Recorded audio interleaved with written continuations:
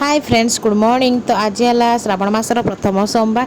तो मुझे सकाଳେ उठिकी झाड़ू करदे पोछा करदे घर।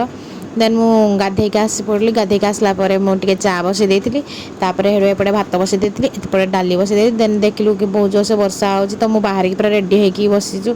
देखा वेट कर वर्षा छाड़ तो आम मंदिर जीवु बोली। देन वर्षा टिके छाड़ी जाइए तो आम मंदिर जाइए। देखो केते पूरा भिड़ अच्छी आज बहुत मंदिर, कारण आज प्रथम सोमवार जेहेतु तो मंदिर प्राय बहुत भिड़ अच्छी। देखो केते सारा भिड़। देन मु मंदिर दर्शन कर सारापर मंदिर चारिपटे टिके बुली पड़ते। देन हनुमान मंदिर में भी टिके धूप लगे देती। देन पूर्व भिडियो में देखी कि दुर्गा मंडप मंदिर गोटे स्थापन कराई, तो सेठी भी धूप लगे देती।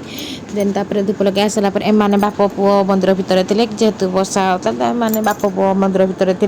मो पु आज मंदिर भितर बहुत एंजॉय करता। से दिन पूरा मंदिर भितर बहुत कांदी, किंतु आज पूरा खुशी होता। देन मुझे मुझे जलखिया नहीं जाइली। जलखियार आज इडली बुल्डर आउ बरा आलुचप आ तरकारी खाई। देन लंच रे खाई भात डाली मटर तरकारी आउ टमाटो खट्टा आउ आचार टिके। देन मो पुओ को शोयापी आनी, देखला बेलू से बापा को शोई दौन निजे खेल व्यस्त था। देन इवनिंग रे मत खीर खाया छाला, तो मुझे खीर टिके बन खाई।